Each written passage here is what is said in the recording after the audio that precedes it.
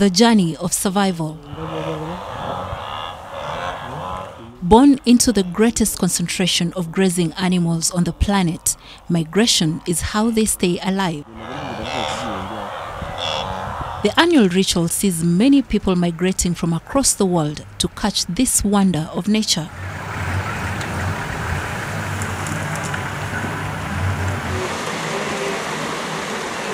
Well, it's that time of the year again when wildebeests make the journey of faith.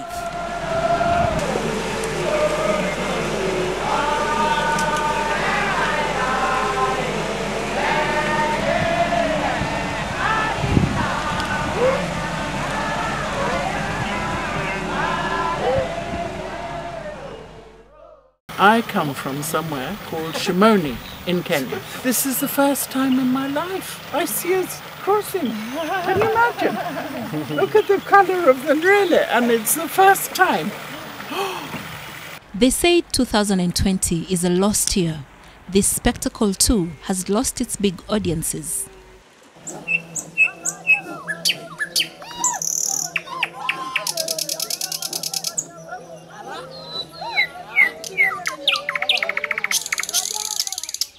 So this is our fourth day of this Maasai Mara coverage, and today we set out to go to the Mara River to see if we can find any wildebeest crossing. But as we approached the Mara River, we found fires in the horizon. You can see smoke in the horizon. That's just close to the Tanzania border, the Kenya-Tanzania border. And now because of those fires, the wildebeest can't cross. There have been many such fires over the last few weeks, and whether intentional or not, some believe that the fires pave way for fresh grass to sprout. The migrating animals come in search of fresh grass.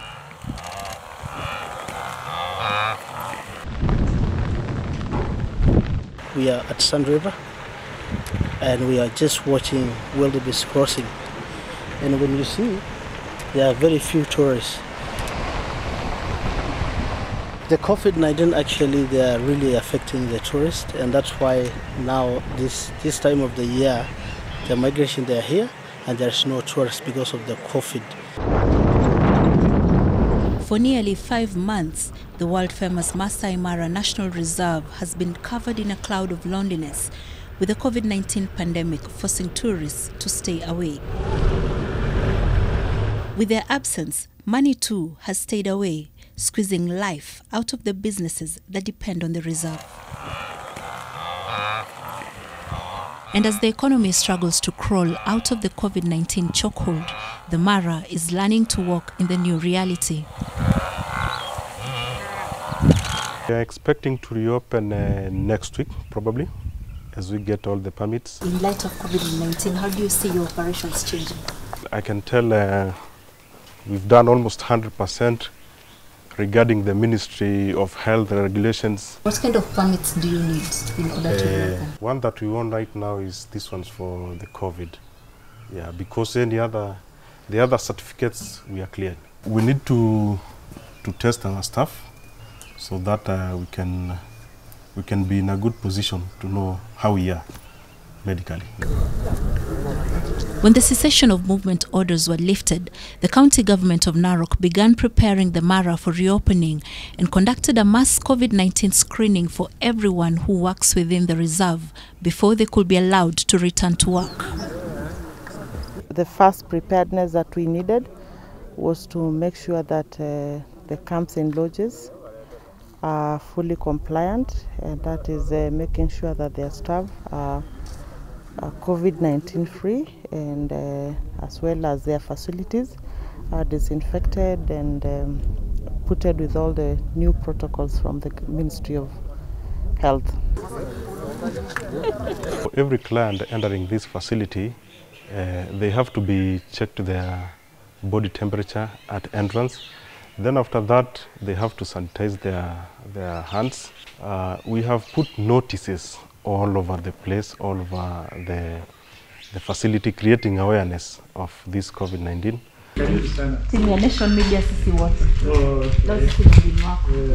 So at least tunasikia uchangamfu kuwaona.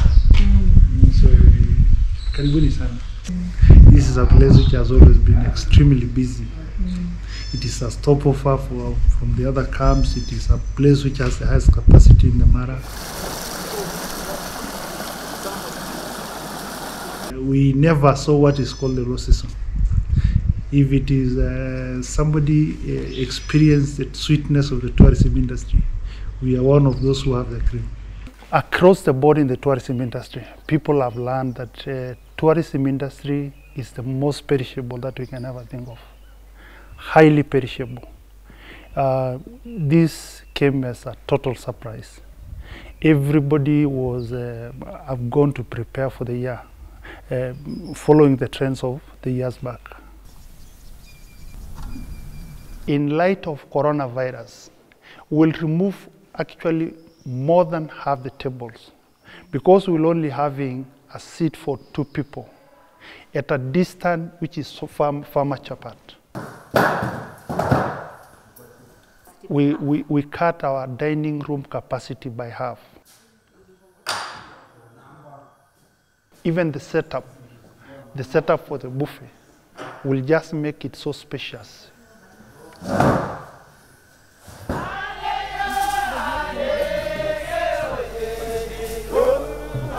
Over the years, the Mara has lived off international tourism. But now hoteliers have been forced to turn to the domestic market in order to remain in business. Even before the coronavirus, what used to make me so happy is to come the Kenyans getting out of the towns, out of the other villages, to enjoy and explore the beauty of Kenya, not only to look on the TV. So my candid feeling is to make the Kenyans, invite the Kenyans to visit the Maasai Mara.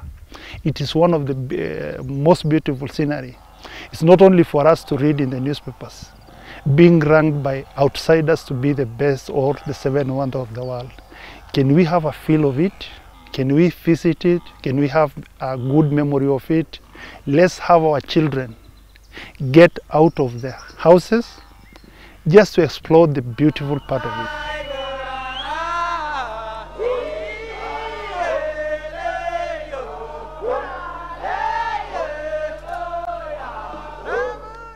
What do you think is the place for domestic tourism in this whole recovery process of the industry?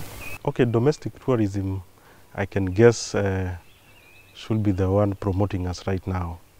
Yeah, if we, for what I told you, if you try to lower a bit our rates, the domestic tourism will be high, because for now, so many Kenyans are the ones who are calling us.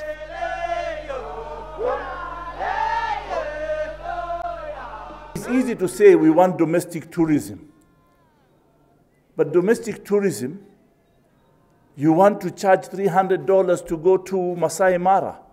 Domestic tourism will not pay $300 to go to Maasai Mara. Domestic tourism will get $300 to go to Dubai.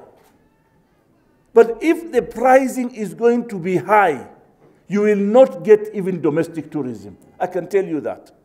And forget it. International tourism will come at the end of mid-2021 or end 2021. It's very, very clear that international travel might take some time. So we thought it wise to be proactive and tap into the local tourism by subsidizing the rates, which have actually become very attractive. And we're looking forward to a very impressive tourism locally.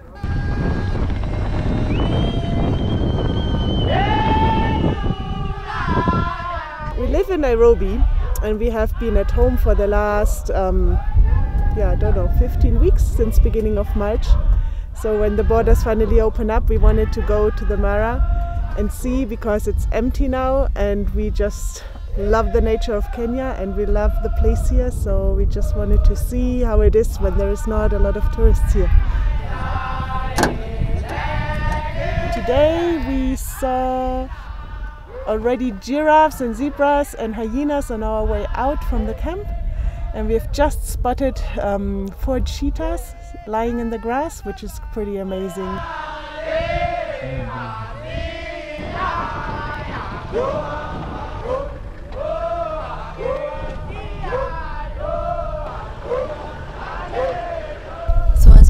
driving around, we got lucky to come across wildlife photographers, and the reason they're all congregating here is because they're waiting to capture those special shots of a group of cheetahs hunting.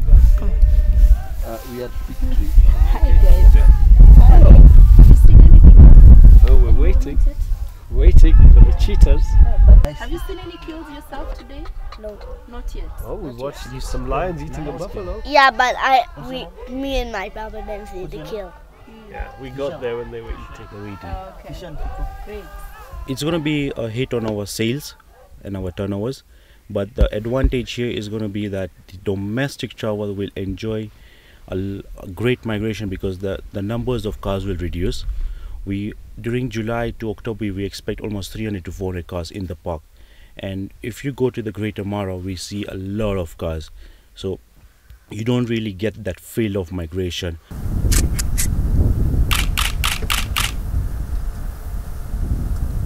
To be honest, it's been fantastic for photography because there's been very few distractions for the animals. There's a lot less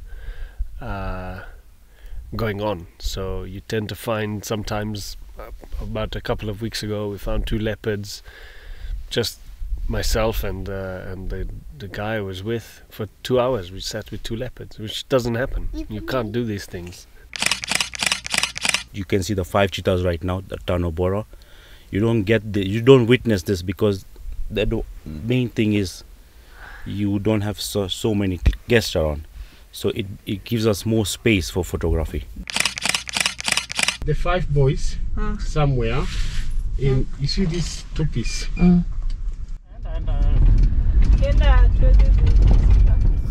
So these 5 cheetahs are all males. They are known as the Tanobora of the Maasai Mara, and according to photographers they are not very easy to spot, and right now they seem to be preparing themselves for a hunt. There are gazelles and topis in the horizon over there. At what point they will strike, nobody knows. When they will strike, nobody knows, but wildlife photographers are set for that show. Tanobora is a collision of 5 cheetahs.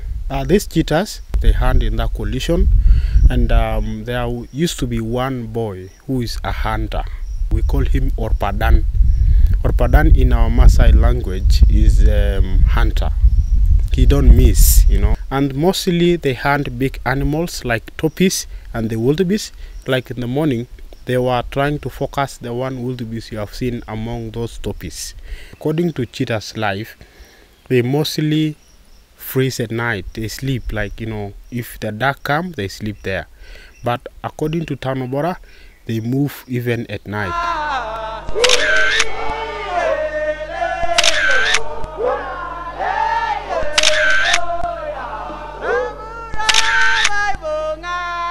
I think a lot of people are going to realize that this is something that's quite accessible. Unfortunately, a lot of Kenyans probably think that this is out of their reach.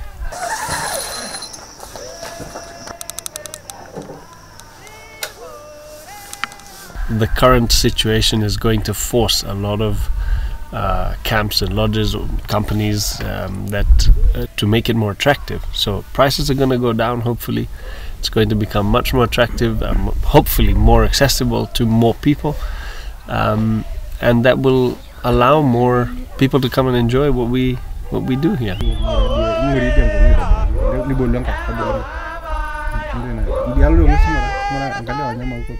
I'm trying to teach him how to take photos, and he's still very young.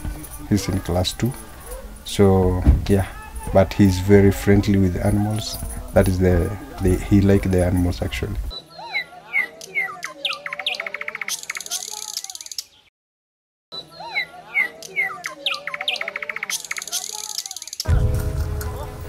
The moon is just about to go off to bed and pave way for the sunrise. It's a cold morning.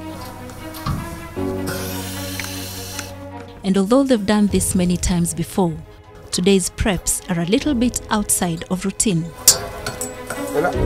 Today, everything they touch must be disinfected. After months of no activity, it is finally time to blow hot air again and conquer the Maasai Mara skies. So welcome to my show. My name is Barnabas and I will be your captain this morning. So first thing first, I'd like to brief you on safety. Very, very important. So as you can see, there is some cushions in each compartment. We have 4 compartments, 1, 2, 3 and 4. The middle one is my office. Can you see that? Yes. We are going to demonstrate to you a position called landing position. It's very important.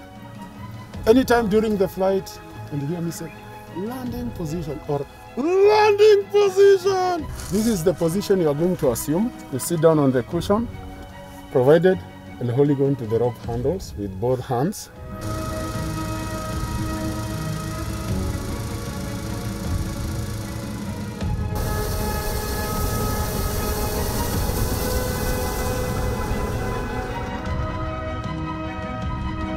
The view it's amazing. You can view the Serengeti from here. We take them closer to the wildlife. You enjoy the freedom in the air.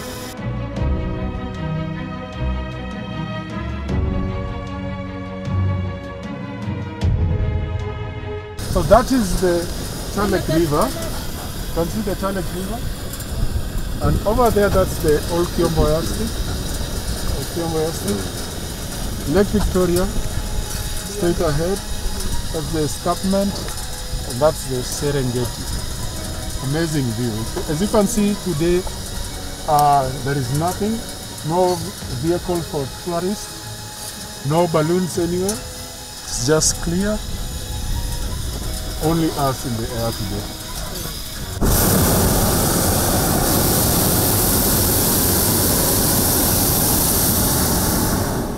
You can also spot Mara River from here. That's very famous for wildebeest crossing. There are at least 8 hot air balloon companies that operate inside the Mara, using some 40 balloons in total.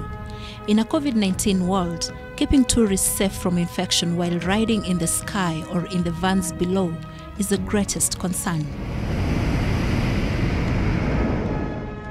We had a webinar with the Kenya Civil Aviation the other few days on 15, and they are coming up with ways we can take to them, which is in line with the government and also in line with the health agencies on a way to come up with how to prevent the spread of COVID-19 to the staff and also to our passengers. We have a 16-passenger balloon. We also have a 12-passenger balloon.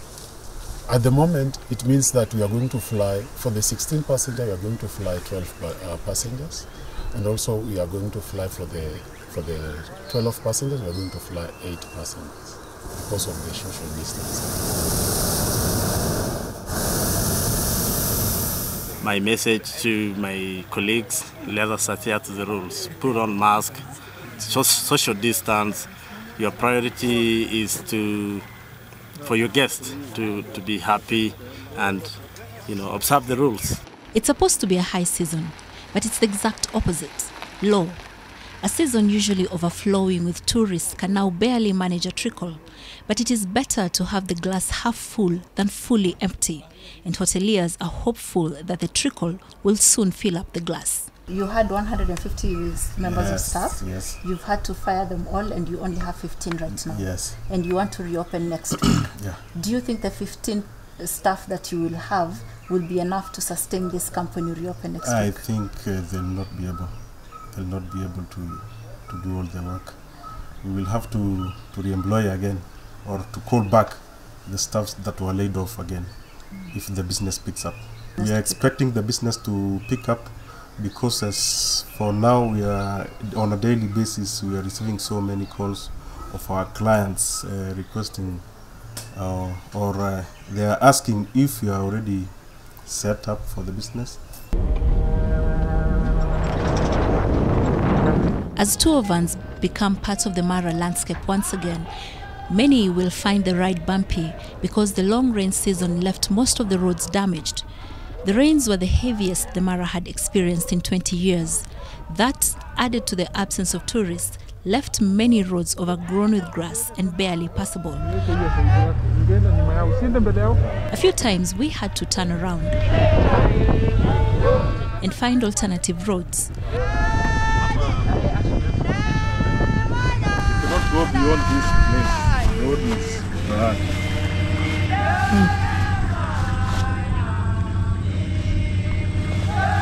And as we sought alternative roads, we got stuck in the mud.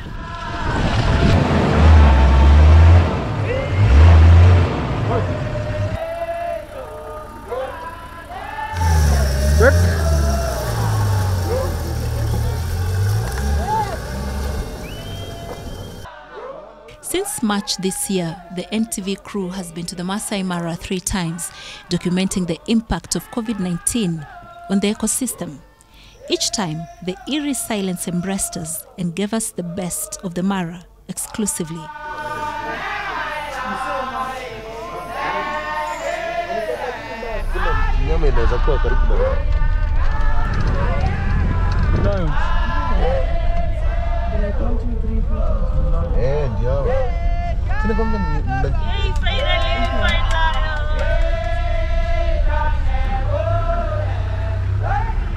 During the night, we had lions very close to the camp where we were staying at. And so this morning we left very early to go looking for those animals, and it was about 6 a.m. when we set out for the game drive. And after driving around for a while, we saw some animals. We didn't see any lions, but just when we were giving up, we finally got lucky and came across 2 lionesses and several cubs.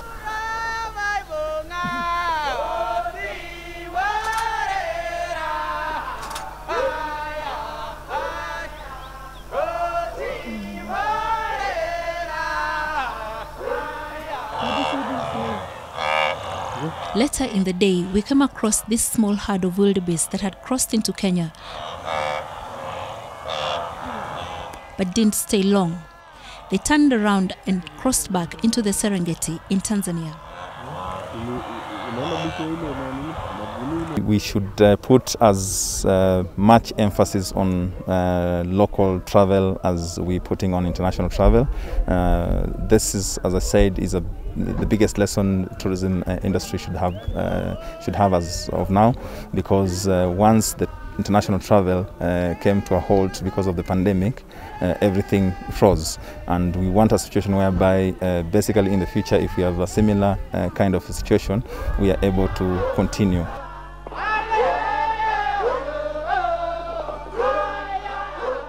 What has happened with our tourism in the past is we've looked at it like basically just a bush and a beach destination. But now the Ministry of Tourism basically should be looking at venturing into other touristic sites, going into other parts of the country that have not been pronounced in the past. In Shimoni we have big game fishing, we have dolphin safaris. This time of the year we've got whales. Wageni wapi? Hakuna.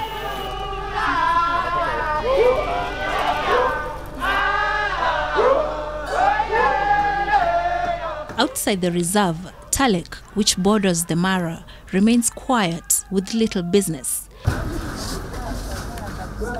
Saa hii mwezi inakuwaga ni season. Saa hii tungekuwa tuko busy sana.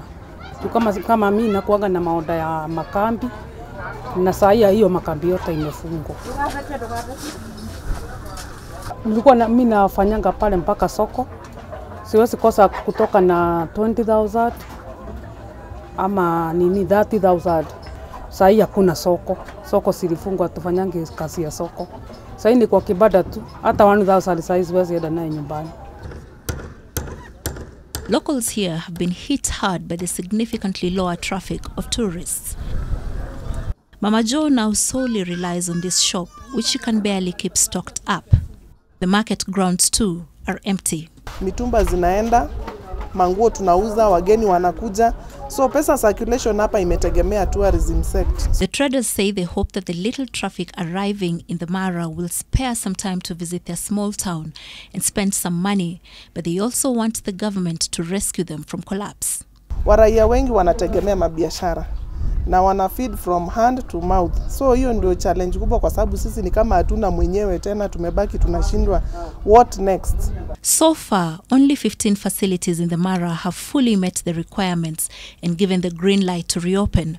But as they return to work, they do so under a cloud of uncertainty amid rising operation costs. Ile watu takuwa watalia kuangalia wildebeest ikifuka mto ni nyinyi Mwafrika wenye nchi. So I hope this COVID goes away soon. I think the Kenya government is doing their best to contain it. But you know what?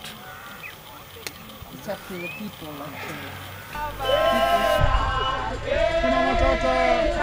Karibu Kenya. Zainab Wandati, NTV.